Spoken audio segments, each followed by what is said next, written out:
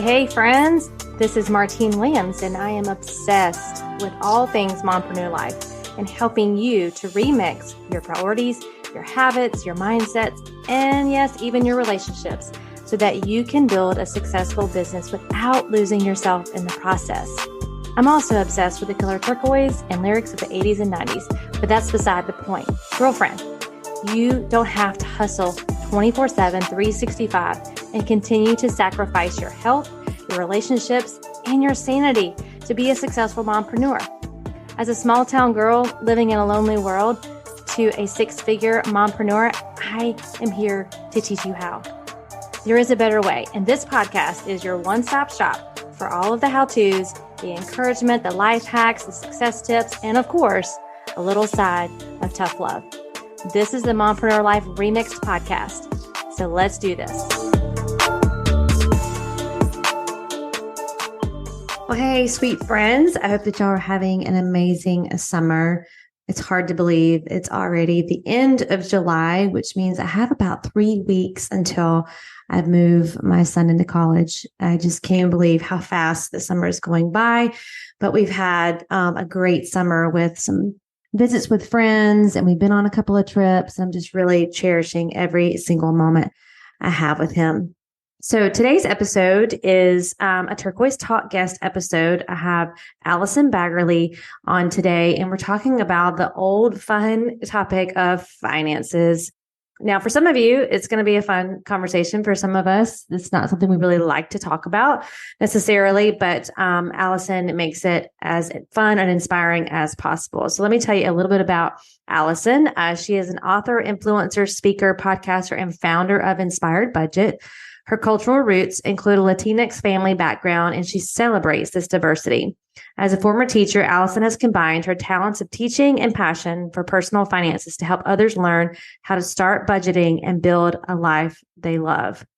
Allison has been featured in Forbes and Parents as a budget expert who gives women a step-by-step process to break free from the paycheck-to-paycheck cycle.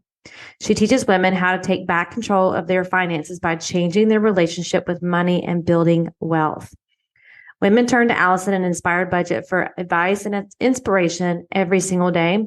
She has built a thriving community of women who desire to live a life they love by developing a healthy outlook on their finances and their life as a whole. And listen, again, this may not be a topic that is fun to talk about, but as a mompreneur, it's super, super important for you to have an understanding of your finances and not just be depending on your spouse or even your financial advisor. Like, you need to be in the know. And this has been something I've been focusing on as well. So I love the advice. I love this conversation. So without further ado, let's do this. Welcome back, friends, to the Mompreneur Life Remix podcast. I'm your host, Martine Williams, and today's episode is another Turquoise Talk guest. I'm super excited to have Allison Baggerly on the show with us today to talk about a very fun topic, finances. So thank you so much, Allison, for coming on the show. And like you said, for some people, it is a really fun topic, and for others, it's like they dread it. So I'm hoping after this show, this episode, that they will have clarity around their finances, but also not be so afraid to dive into them. So thank you for coming on. Oh, I'm so excited to be here. Thank you for having me. So tell us a little bit about you, your family, and how you became a mompreneur, why you are on this journey. Yeah, I never thought I would find myself here. This is a complete pivot in my life that was unexpected. Basically, I went to school to be an elementary teacher. I ended up teaching for 10 years, but during my teaching career, I met my husband, we got married, and we became unexpectedly pregnant on our honeymoon. He's also a teacher. And when we returned back from our honeymoon and, the lines on the pregnancy stick were clear, we realized that we had never had a conversation about money. We could not afford daycare payments because we had so much debt. And so in those moments, we hit our rock bottom. We're just like two teachers with tons of student loan debt, car debt. He had some credit card debt. And we realized that something had to change. We couldn't continue to live the way we were. So we decided to learn to write a budget. And I said, I'll do it for this time period only. And that's it. I love spending money. I don't want to be on a budget. I don't want to live on a budget. And I said, let's do it until we pay off our debt. So for the next 4.5 years, we ended up having another child. So we had two boys, and on two teachers' salaries, we paid off over $111,000 worth of debt. And in that process, I grew to love the freedom a budget actually provided me and a sense of control and peace of mind it gave me over my money. And when we finished this journey, I thought I would never budget again, but I couldn't stop thinking about it. I couldn't stop talking about it. So I started a business where I could combine my skill set of teaching and my passion for personal finance and put them together. And that's when I started Inspired Budget. And since then, I've been able to leave teaching. I'm now the breadwinner of our home. My husband, he's still a teacher, but he's not making the most money. Right. And I've written a book. I have my own podcast, and it's been quite the journey to helping other people who were in my shoes, who were in my shoes years ago, but where they find themselves now wanting answers, wanting to just find ways to make money easier for themselves. Yeah. Yeah. I love that you said how budgets bring freedom. I think when you think of the word budget, you think, I'm going to be boxed in, or I'm going to have, like the freedom is not a word that most people associate with budget. So I love that you brought that up. Can you speak to that a little bit? Like, how did you have that mindset shift from budgets are not fun and they don't bring joy to now I have all this amazing freedom? I wish I could tell you that it happened in like an instant, but I'm not going to lie. I'm not going to lie. I don't think that that's true. It took months. It took months of learning to write a budget that was realistic for our life, because the first couple of budgets we wrote were completely unrealistic. They didn't allow any spending money or any money to go out on restaurants. It was just complete and utter deprivation. And while that works for some people, like my husband, he's not a spender. It didn't work for me. I like spending money. So once I was able to tailor our budget to really include things that brought me joy, but also help us reach our money goals, I started slowly learning that my budget gives me freedom. And we all define freedom differently. My version of freedom looks like being able to have more time in my day. It looks like being able to hire out for tasks that I don't want to do or that I don't like to do. It looks like being able to prioritize things I want to spend money on, like travel for my family, while also prioritizing saving for our future and investing for our future. And so all of that looks like freedom to me. And my budget is the key to unlocking that freedom. Right. I love that. I would associate with those freedoms as well. One of my coaches used to always say, if more money doesn't give you more time, you don't need more money.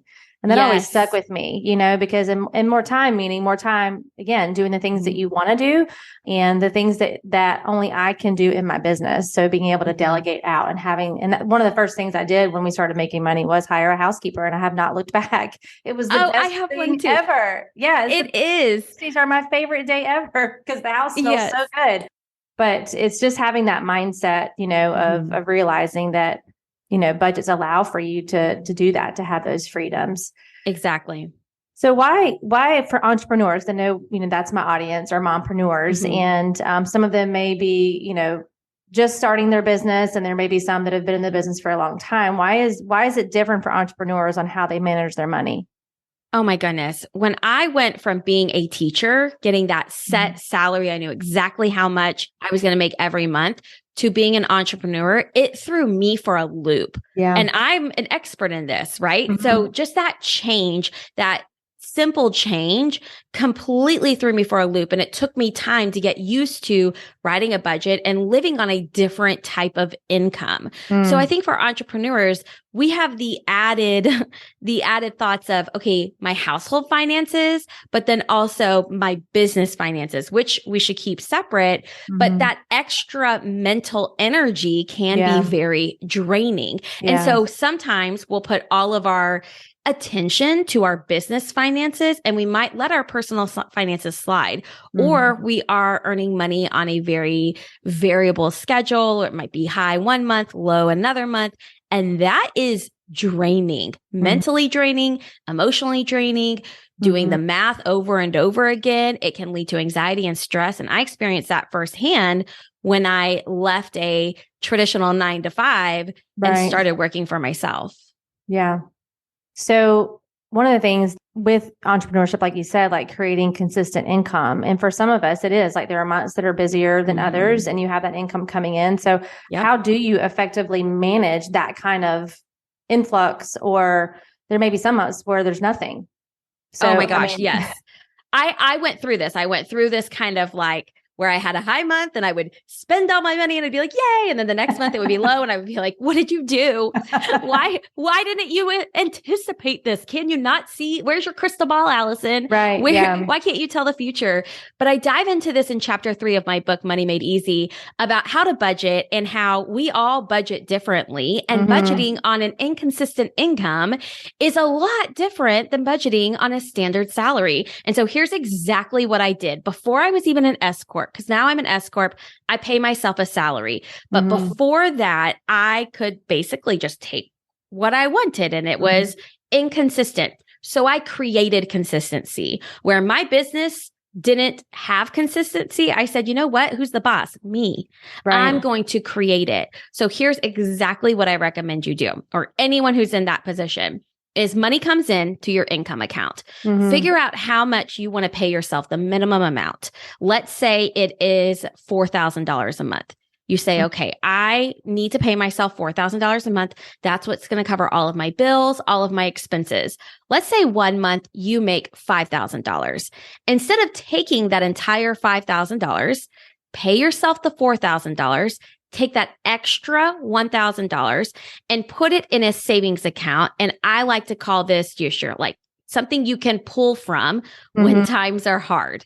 Right. And so in month 2, when you go to pay yourself, let's say you didn't make as much. Let's say you only made you can only pay yourself $3,500 instead of having all this anxiety and frustration. And then maybe going into this scarcity mindset and trying to like really push sales in a way that doesn't feel good because you feel that need and you feel that lower income, you pull $500 out of that savings account to supplement your money, to supplement your paycheck. That is a way that we continue to have a consistent pay as entrepreneurs, as mompreneurs, like you say. We have to supplement it and continue to do that until you have that savings account up to a really good amount. So for me, I have it set up to about 6 months worth of paying myself. I can pay myself my base amount for 6 months. And after I reach that quote unquote goal or number, that's when I'll start paying myself a little bit more because I have that set up for myself to be like my catch. Right. That's super simple. And I love that. And it reminds me of Profit First. I'm sure you're familiar with the book Profit First. Are you of that mindset? That's what it sounds like pay yourself first. Yes. Because it's so interesting because as mompreneurs, as moms, that's something I'm on mission to do is help moms not put themselves last. Right. And so it's like in all areas of our life, including bringing finances in or paying ourselves. It's like, well, we'll just get whatever's left over. Right. Oh, I was exactly the same way. Yeah. The first time I read Profit First was many years ago. And I was like, dude, do you not understand? Like, I have to pay all these things. Like you clearly have never run a business before, sir, who has run many businesses. Like I was like, no, but I'm the exception, right? That's what I kept telling myself. Unicorn. Like, you're the unicorn. Like, oh, but this won't work for me. It's worked for hundreds and thousands of other people, but it won't work for me. But you're right. And you do that by like, you're putting your mental and your physical energy first by hiring that housekeeper. We have to pay ourselves first, or else we're going to get completely burned out and we're going to start resenting this work that we do. And it doesn't have to necessarily be like this gold standard of what you want to earn, but you have to pay yourself something. Yeah. Cause you'll just start resenting. I think that's where that mental burnout comes in. Cause you don't see progress. And progress creates more progress. And if you feel like, well, I'm stuck and you're not paying yourself and you're not making any money, then it's easy just to close up shop, because you're like, this is too stressful, brings on too much anxiety. This is not fun. So I love just how simple you laid that out. And what's the name of your book? We'll put that in your show notes, but I'm sure many people are going to want to go and read that. It's called Money Made Easy. And it's really, it talks about how to write a budget, how to save money, how to pay off debt, and get started with investing. And I think that, we have so many people that never learned about money because learning about money when we were children was a privilege. There was no internet. You had to have, your parents had to teach you, which means they needed to know what was going on. And I don't know about your parents, but my parents were just trying to figure it out. And so it's a way of just understanding money in a very easy way. It's wrapped up in stories, and it's more of a like choose your own adventure type book, because what worked for me isn't going to work for you. And what worked for you isn't going to necessarily work for your listeners. So it's about picking what unique things you can apply to your family that's going to have a lasting impact and that you can stick to consistently. Right. Right. And I love that you're of the mindset of having like these family meetings, right? And getting the family on board, because you're right. I mean, I remember seeing my parents, balance a checkbook and pay the bills and all of that, but it's not something that's taught in the schools. It's not something that like you are raised learning about, unless you had a parent who was very intentional about setting you aside. And my parents did, but I still at that time wasn't really thinking about it. Like, why do I need this? Money just grows on trees, right? I'm never going to need to understand budgets and just go down to Home Depot and get me one of those money trees and plant it in my backyard. Exactly. So I think it's important to, I'm real big on just, communication with the family. And tell me a little bit about how you set up your family meetings and discuss topics like this. Because I'm sure I can see my kids. I mean, they're teenagers now, but just the eye roll, probably didn't come from this. But it's just a great opportunity. And I think we need to make time for that. It really is. I think that family meetings, their sole purpose is to make your life easier. Yeah. And when we can look at it through that lens, they are not a chore. So the whole purpose is to make your life easier. And our family stumbled into these because our life was chaos. Yeah. I was trying to run a business while working full time. My husband's a teacher. We had 2 small kids, and just the everyday life was not fun. I'm going to be honest with you, just was not fun. And so one day my husband said, Allison, what if we started doing family business meetings? I was like, don't add more to my plate. He said, no, hear me out. He was like, hear me out. So I give him 100% credit for this. He said, let's meet every Sunday for like an hour, just at dinner or after dinner. It doesn't even have to be an hour. We're going to talk about our spending, our budget. We're going to talk about the meal plan. Who's cooking, who's picking the kids up from daycare, which days he had to work late because he's a band director and had a concert.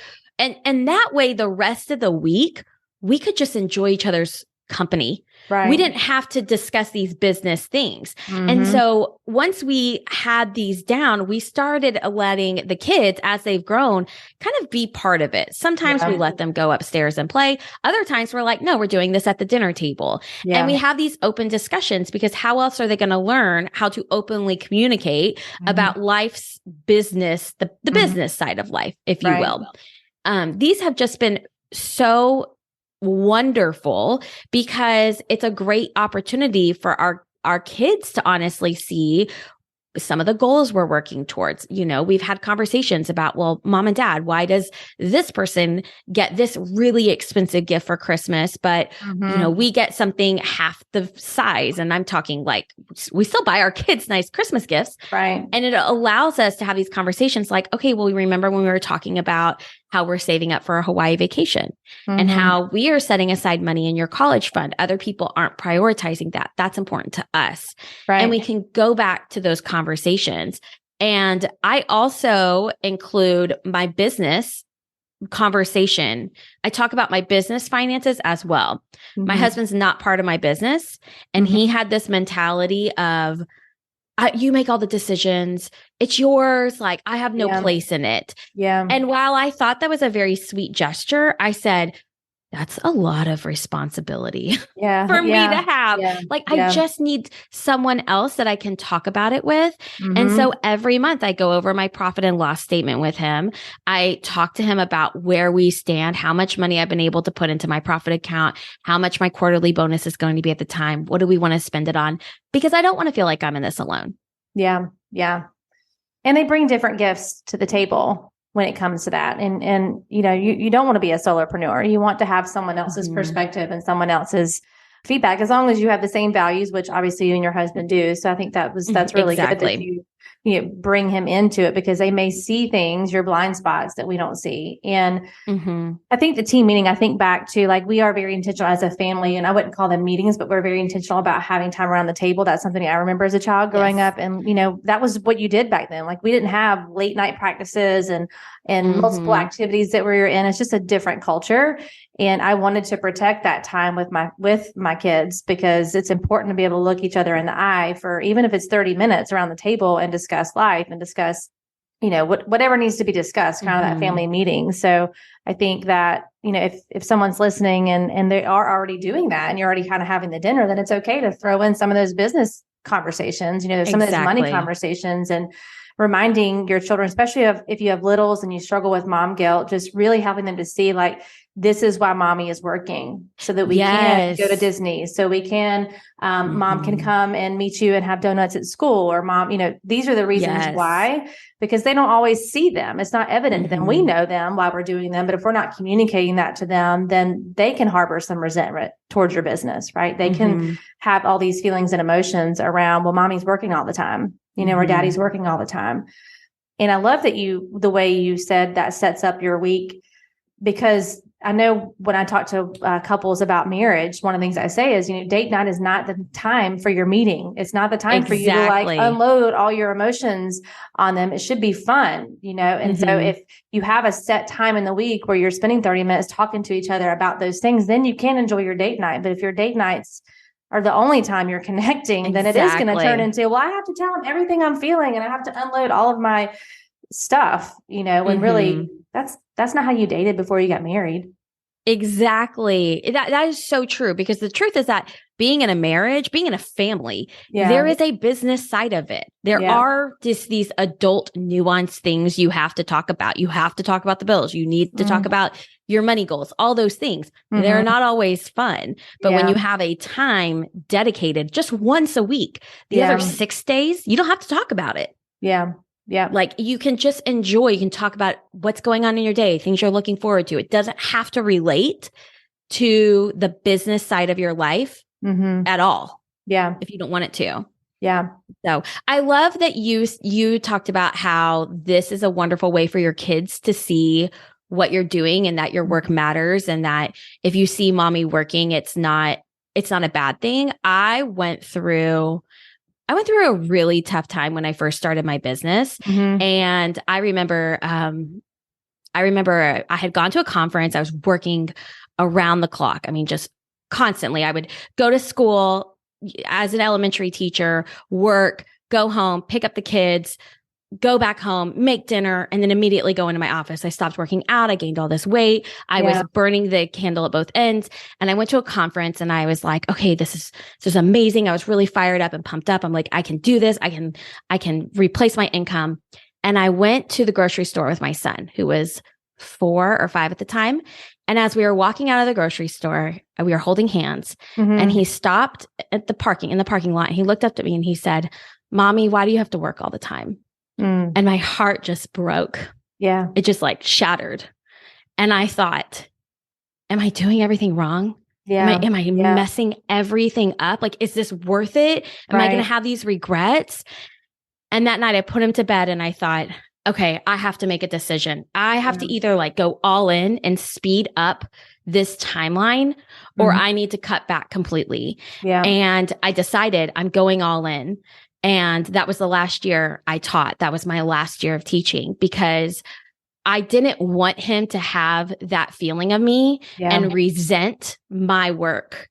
And so since then, we've been able to celebrate, like, every time something amazing happens in my business, we celebrate it as a family. When I hit my first 6 figures in a year, we had a staycation at a hotel with an indoor pool. And then when I signed my book deal, we went out to a nice dinner, because I want my children, my 2 boys, to also see that women can be successful, and that we need to be celebrating women's success in their life as well. Yeah. Hey, friend. So you have been trying to make some shifts this year. Maybe you set some resolutions and you're just feeling stuck. You don't feel like you're making progress, or you're just not sure what to do. And you've heard me say this before, but being stuck is a mindset, not a position. And this is where a coach comes in to support you. Because here's what I know to be true about you, friend. If you could have done it alone, you would have already done it, period. And as a life coach and a certified PDP professional, I specialize in using a research-based personality and performance survey called the ProScan to illuminate how your unique personality and natural strengths, your work and life environments are influencing real-time performance. So here's what you need to do. Go to the link in the show notes and book your free clarity call to learn more about how I can support you in your goals. I can't wait to illuminate your strengths, cultivate your confidence, and elevate your life. Well, I think if you have the mindset, it's a family business, and that's what I've always tried to keep in my mindset. I want them to be involved. I want my husband to be involved. Maybe not in all the day-to-day stuff, but it's a family business because we're a team and it's supporting the team. And everybody has a role to play on the team.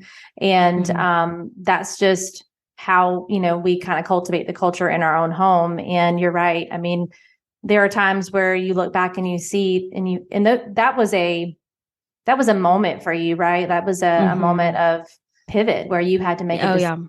And I think for some mompreneurs, we're so busy, we don't even have those moments that happen, and we look back, and this is to encourage you that if you're feeling what Allison was just sharing, if you've had those comments from your children or from your spouse, because, at the end of the day, what is the point of all of your success if you look back and your children are resenting you, you have no relationship with your husband, your health is in dire straits because you have not been taking care of yourself? Like, what is the point of achieving success? And this is why I'm on mission with helping mompreneurs to burnout proof their life and business, because it's a real thing. And it's the way the culture is telling you need to be successful. And there's another way, there's a better way. And you do have to make some hard decisions like you did to either go all in or scale back. And we're not here to say one is better than the other. Everybody's situation is different. But what I want you to hear loud and clearly is that she didn't let it keep going. No, that's where the problems happen. I couldn't. Yeah. I mean, I couldn't keep doing it like that. I got into therapy. I mean, like that next month I got into therapy, and my husband and I got into marriage counseling, and we got to this point where it was like, okay, it's time. Like we can't continue to live like this. And I didn't want to continue to live like this, but I had this passion. Right. So it was a matter of what very strategic moves do we need to make as a family to make this a realistic goal, so I wasn't always constantly burned out. Yeah. Because when I was burned out, the whole family was burned out. Oh, yeah. And that it seeps into that. And so, I haven't scaled as quickly as maybe some of my fellow companions have. And I have to be okay with that, because I have to look back and say, I'd rather have honestly more time in my day to not work on my business than maybe they are. I'd rather work 30-hour weeks than 60 or 80-hour weeks. I did that life, and I don't want to do it again. I'll take a slower growth over that, and every day of the week. Yeah. Well, slow progress is still progress. Exactly. It's so easy to get wrapped up in that hamster wheel and that rat race of getting to the top or achieving that success. And we have to look at our seasons. So how old are your boys? I have 2 boys too, by the way. So I'm a boy mom. You do? Oh, yes. Okay. So I have one boy that is going to be turning 11 very soon. So 11 and 8. So mine are 15 and 18. Okay. So I have one that's getting ready to leave the home next year, and it goes so fast. So you are creating the life that you want because your children are younger, and you want to have that time with them. And that's right for you, right? There may be someone else who they're fine with going that faster pace. And I want the listeners to hear that, because it's not a one size fits all entrepreneurship and being a mompreneur. And you have to get really clear on what's important for you and your family, and what desires, what are the desires of your heart, and for your family, because you don't want to look back. I mean, again, in less than 3 years, we'll be empty nesters. And so you'll have that extra time, right? To focus on your business and maybe 10x it at that point. But, exactly. I'm of the belief that our devotion is to our children right now. We're raising our children, and you have a very short window to impact them and to have that time with them. And it's not like my oldest keeps telling me, he's like, Mom, you act like I'm going to leave and never come back. Like you're just like acting like we're never going to go on vacation again, and we're never going to do this, and we're not going to do that. I'm like, I know, but I mean, I don't know. You're going to be able to do what you want to do. And I know for me, I couldn't wait to fly and just do my own thing. I loved my family, but I loved having that independence. So I just, to encourage you, but also like, well done that you're actually creating the business around your family. Yes. And what has allowed me to do that is managing my money well. Getting out of debt. I mean, being able to make sure that my lifestyle creep, like as my business grew and I made more money, I didn't buy the massive house. And, even though I desperately want to pay $120,000 to have a pool put in my backyard, like I'm saying, okay, Allison, don't sign on for that loan, because I don't want to have to feel that pressure on myself to then work to be able to afford all these things. And so it all comes back to our money. I'm able to make those choices because we made those sacrifices early in life. My husband is a band director, and he's actually this next year, I'm so excited, he's stepping down, and he's just going to be, I say just going to be, but he's stepping down to an elementary music position, which it comes with a pay cut, a significant pay cut, but it comes with so much more time. I mean, shorter work days, less weekend work, less evening work. And we are only able to make that decision because we've set ourselves up financially to say, we'd rather trade that money for time. We'd rather have him home every weekend and not have all of these evenings and sectionals and all of these things for time. When in the past, we wouldn't have been able to afford him to take that pay cut. And so it all comes back to managing our money in a way that we can prioritize what we value in life. So I know someone's listening and they're thinking, okay, like I want to do this. I want to start a budget. Like, are there specific tools that you use? Are there resources? Are there online, like things that you plug things into to kind of help simplify and make it easy for someone who's like, I don't know how to do this. Yes. Are there easy? I know like QuickBooks is out there and there's some other things like that. I don't know if you use that or what you use, but so are you talking specifically for business or personal? Let's do business. Okay. So for business, I personally use QuickBooks and I love Profit First, but truly a budget is a budget. A budget is just your income minus your expenses and then purposefully choosing to spend money on what you value and prioritizing saving. In my book, Money Made Easy, I walk through literally step by step how to write a budget based on how often you're paid. So for me, I'll budget like monthly for my business, but bi-weekly for my personal life. And in the book, it also comes with worksheets. So you can download worksheets. There's worksheets in the book for you to really just get a very visual, clear picture of your money. I think anyone who's starting out, whether you're working on your personal budget or your business budget, we have to have this overall picture. It's kind of like doing a jigsaw puzzle is easier when you know what the picture looks like. We need to know what our picture is before we go in and start making decisions on what we're going to keep or remove or what we need to do to make sure that we are setting ourselves up for success financially. So I would say get that overall picture, meaning looking at your income, how much money you typically have going in. If you could track all of that. If you've been tracking that for years, wonderful. If not, start tracking it, whether it is using something like QuickBooks, that's what I use, or just even your own little Excel spreadsheet is what I used when I first started. It literally was like, okay, when is the money hitting my bank account? And then separating it by types of income and, what's affiliate and what's coaching and brand partnerships. And then looking at your expenses and asking yourself, do I need it? Is it benefiting my business? I mean, I happily pay for ConvertKit, which is my email provider, because it has a really good, return for me. Paying for that, having access to those people's email inboxes is very amazing. But there might be something else like let's just say a social media scheduler tool that might not be as important now that Instagram has a built-in scheduling tool. Right. So being able to think about those expenses that you might be willing to cut so that you have a higher profit margin. And does Profit First, I can't remember because it's so long ago that I read the book, but do they have tools as well, like that help you kind of coincide with QuickBooks, or are they two separate programs kind of? They're two separate programs. So Profit First is very much the idea of looking at your income and deciding where it should go. How much should you take as essentially a bonus? Right. How much should you pay for your expenses? How much should you set aside for tax savings? How much should you pay yourself essentially? So I use Profit First. I alter the numbers a little bit because I personally have this like great fear. I'm going to be very vulnerable here. It's okay. Vulnerable. It's a safe place. It's a safe place. Nobody think I'm crazy. Maybe you'll have this fear too. I have this big fear. I'm like running this business. I didn't go to school to get a business degree. Right. I'm winging it. I don't know what the heck I'm doing. I'm just kind of taking one step forward and learning as much as I can as I go. So I have this big fear that I'm going to be hit with like this massive tax bill one day and go to jail.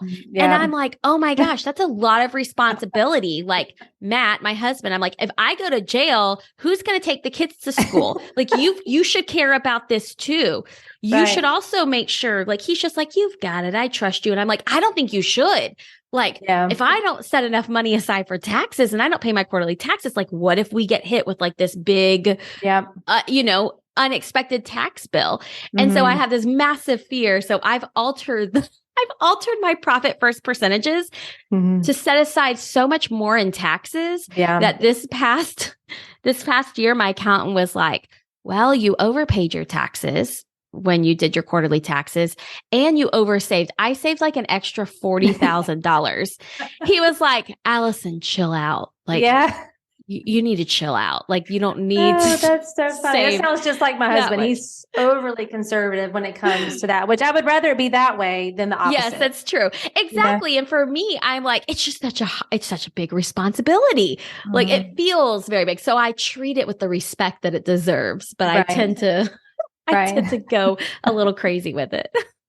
Well, that's okay. I'd rather have that conversation at the end of the year than the other conversation, right? That you didn't pay enough and now you owe, and then you're trying to scramble to find it. So exactly. So I know for a lot of mompreneurs, maybe it's the husband that takes care of the finances, right? Like he's the one who's in control, I don't want to say control, but he's the one who manages it. He's the one who creates like he has a very good pulse on the personal finance and maybe even their business finance.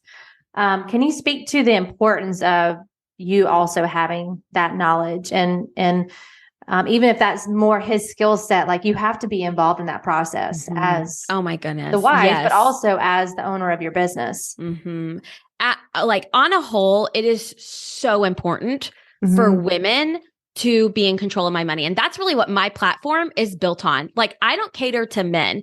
Men have enough guidance. They have enough help. They have enough answers out there. Women for so many years have been stepping aside to let the man do the work. But did you know that most women outlive men? Like they outlive their partner. And so what I would hate to see is someone not being completely clueless whenever it all falls on them. There is so much power in women having a say.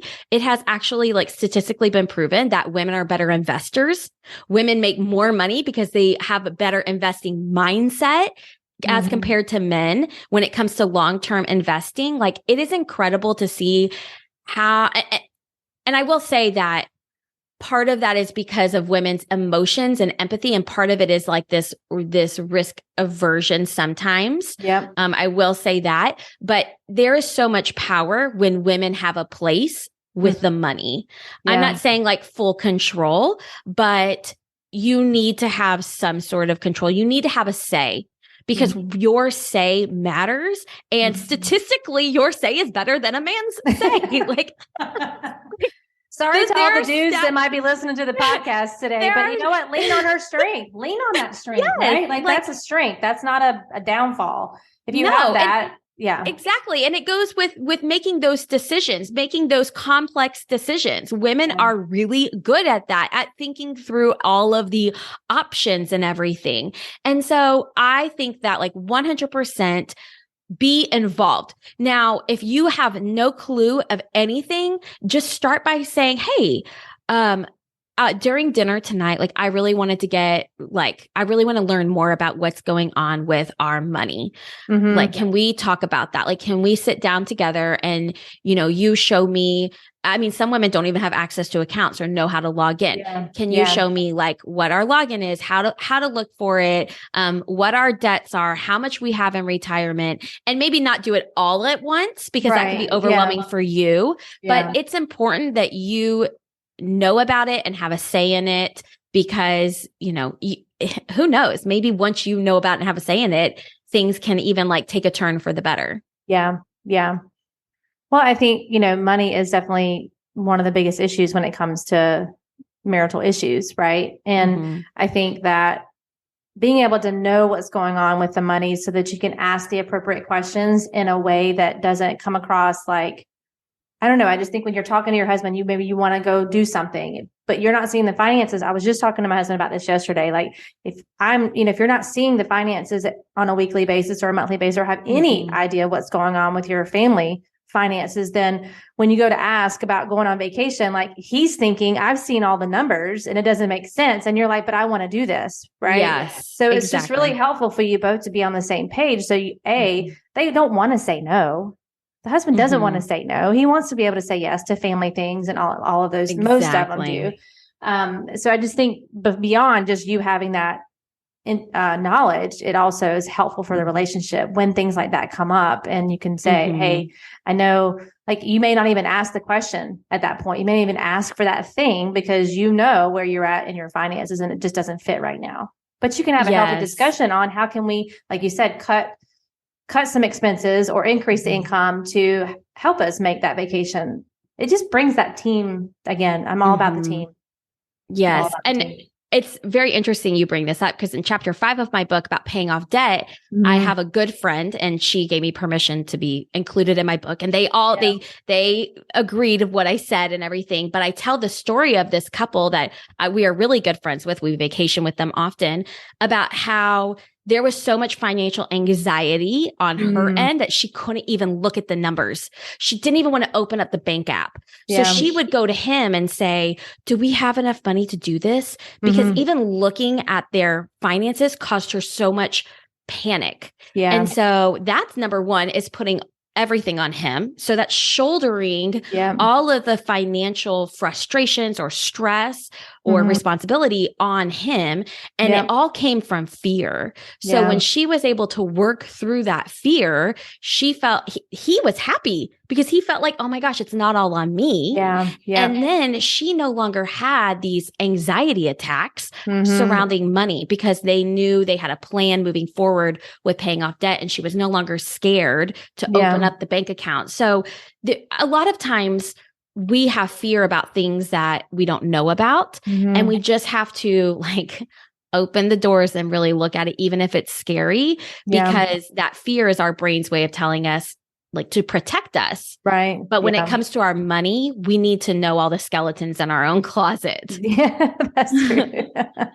There's power in it, Yes. There's so much power in it and having that clarity around, why have the budget to even have that conversation with your kids to say, this is why we're creating this, and you have to, like, when you were talking about the jigsaw puzzle and seeing like the full picture, to me, part of seeing the full picture is why are we doing these things? Oh my gosh. What's the end result, right? In all of this, because the why is what's going to drive you on the days you're like, I don't really want to have that conversation, or I don't really want to make that call to increase my income, or I don't really want to step out of my comfort zone and do this.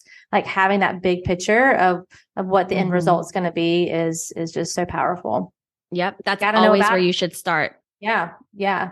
Well, we could talk for probably 2 hours on this. I mean, we didn't even get through half the things that I wanted to discuss, but maybe I'll have you come back on and we can talk about with the kids and helping create healthy minds around money with kids and all of those things. But as we kind of wrap up, what are you most excited about right now, either in your business or in your personal life?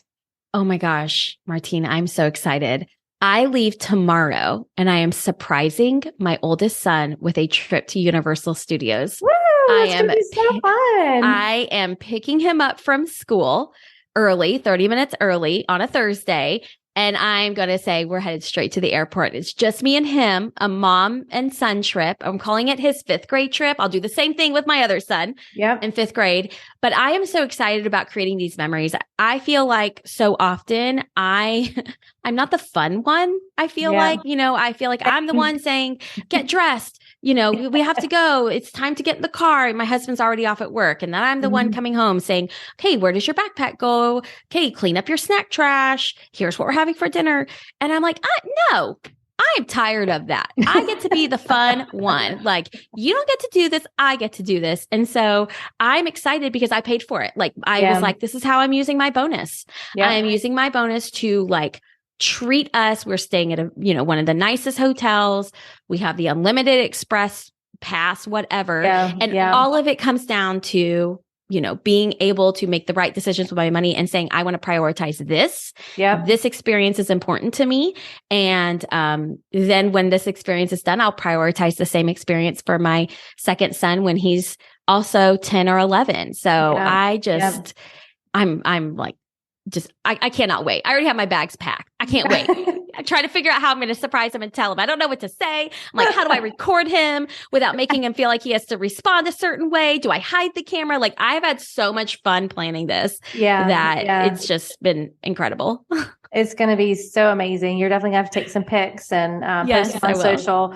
I want to go and see that. It's so fun. I love being surprised. I love surprising others. And so kudos to you, Mom. Well done. You're going to have a great time. And it's going to be something he'll never, ever, ever forget. Oh, I know. And I hope my youngest son doesn't have to go into therapy for this, like mom leaving him behind. I told my husband, I said, I need you to take off Thursday to be there to pick him up from school. Like, he's taking off half a day Thursday. I said, you got to pick up these emotional pieces. Like, have fun. You pick up that emotional. Let him be the fun dad with the younger one, and you get to do that. But that just gives him something to look forward to, with you. So, I mean, he's going to have some drama around it, but he'll be all right. He'll get over it. He'll be good. He'll get over it. We're resilient. They're resilient. Yes, they are. They are. Well, thank you so much for coming on today. We'll include the links to all the things for people to connect with you. I'm sure people are going to be going out and grabbing your book. So have a great time at Universal. It's so fun. Such a fun place. We took our boys last spring, and it was so fun at the older age too. And my youngest still held my hand, which was like, isn't that the best? Oh my gosh. There's something about these places like Disney and Universal that allows them to just be kids. And oh my gosh, I can't wait. Well, you're going to have a good time. I'm glad you did that. Thank you so much for having me. I appreciate it. This was awesome. All right, friends. Well, we'll catch you on the next episode. And you know that I'm believing in you always.